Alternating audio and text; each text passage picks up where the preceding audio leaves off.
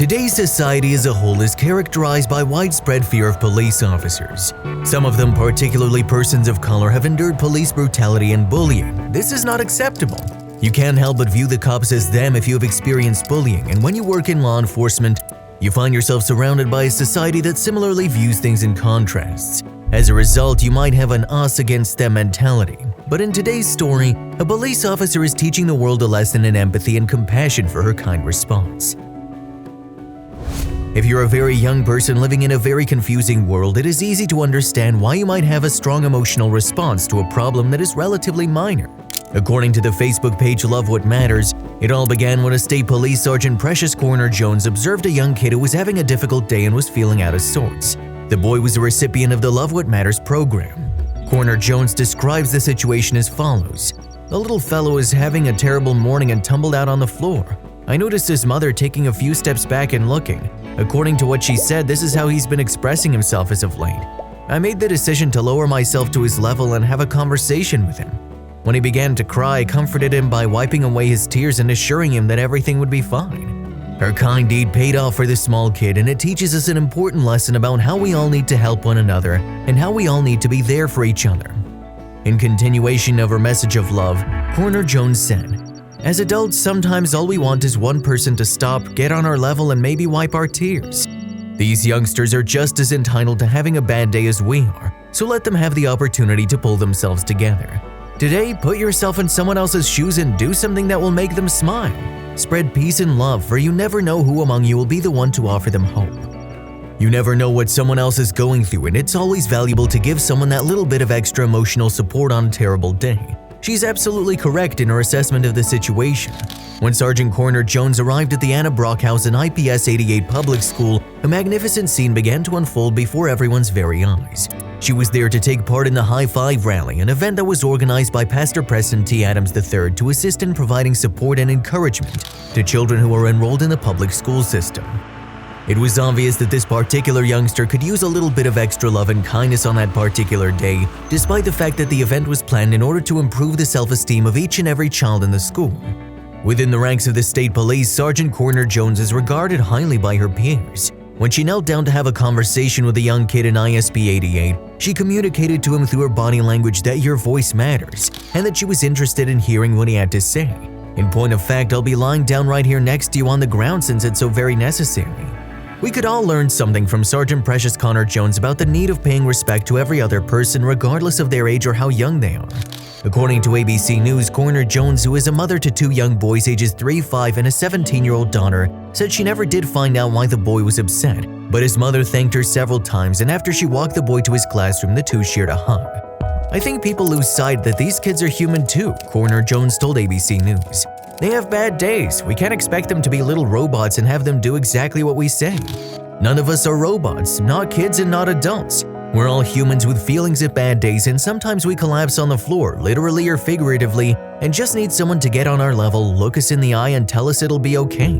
We don't need the lectures or side eyes or comments about how we should be doing this or we should be doing that. We just need a little compassion and empathy." We really admire her commitment to being an active member of the community in which she lives and works, and we're positive that the memory of her kind deed will make the little boy's entire week a little bit more enjoyable. In another similar situation, a cop wins over a scared boy with a gentle gesture and teaches all of us a lesson. What began as a young boy's fear of a police officer ended with hugs, ice cream, and a tearful veteran cop on his knees, holding up his right hand, promising the child that he would never hurt him. The touching unplanned encounter between a black businessman, his 4-year-old son, and a Detroit police officer showed the youngster a lesson, brought tears to the officer's eyes, and brought attention to how police claim they are fighting to change a bad reputation, particularly in the black community. Bryce saw Officer Dan Bell walking the beat while being pushed by his father Al Branch, 37 of Detroit, on a swing at a playground close to the Riverwalk. Bryce flinched as the police drew near.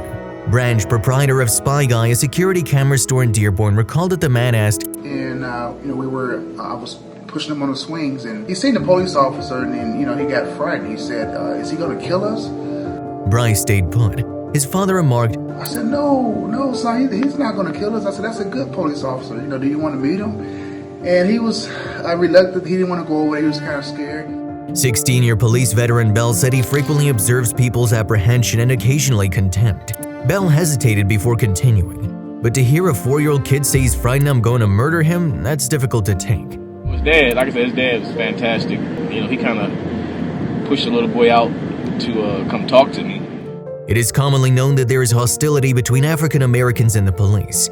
Widespread riots and protests have been provoked by highly publicized officer-involved killings, with some publicly calling for revenge against police. Recent police officer killings have widened the gap. Numerous surveys show that whites and blacks have different levels of mistrust for the police. Bryce chuckle-dipped his head and said, "I don't know," when asked why he was terrified. His dad replied he's not sure either. Branch affirmed, "I for certainly didn't teach anything to him. I questioned him, but I was unable to truly explain his fear. There's a lot of news coverage on terrible cops these days, so perhaps he saw something on television. Or perhaps it's only because Bell was carrying a gun, but there was no denying his fear." Branch claimed that it was challenging to get the youngster to leave the playground and come up to the officer. Bryce eventually consented, and his father introduced Bell, who works for the downtown services section, to him. Branch stated, And I told the officer what he said, and the officer, was very, very emotional.